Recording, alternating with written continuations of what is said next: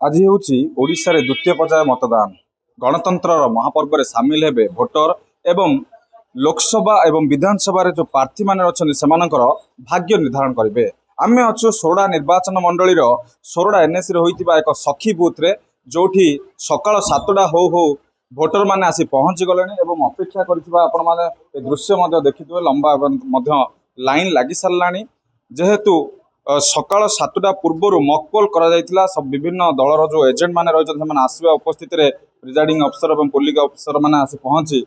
से मकपोल कर कार्य सरिबा पर ठीक 7टा समय ही मतदान कार्य आरंभ हो जाता। देखो महिला मैंने एक स्वतंत्र लाइन कर पुरुष मैंने एक स्वतंत्र लाइन कर जड़े भोटर अच्छा सहित आम आलोचना करवा से कौन कहते आज्ञा कौन कहे आपण आज सकाल सकाल मतदान देवाई आसिले गणतंत्र महापर्व में सामिल हेले केते खुशी और केमती 2024 मसीहा साधारण निर्वाचन रे आज भोट देवाई आसे बहुत खुशी आमर भोट संध्या पर्यटन चलो ताकू कि शांति श्रृंखला हम बोली आम आशा करमती लगुच जो उत्सव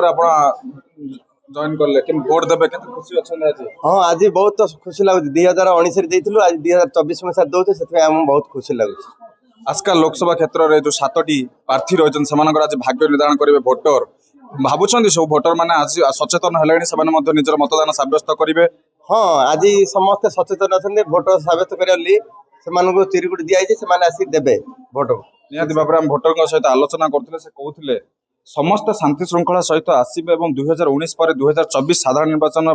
से जो आसी भोट देवे बहुत उत्साहित अच्छा भिजुआल आपको देखा देखो जड़े बुढ़ी माँ सका आसिले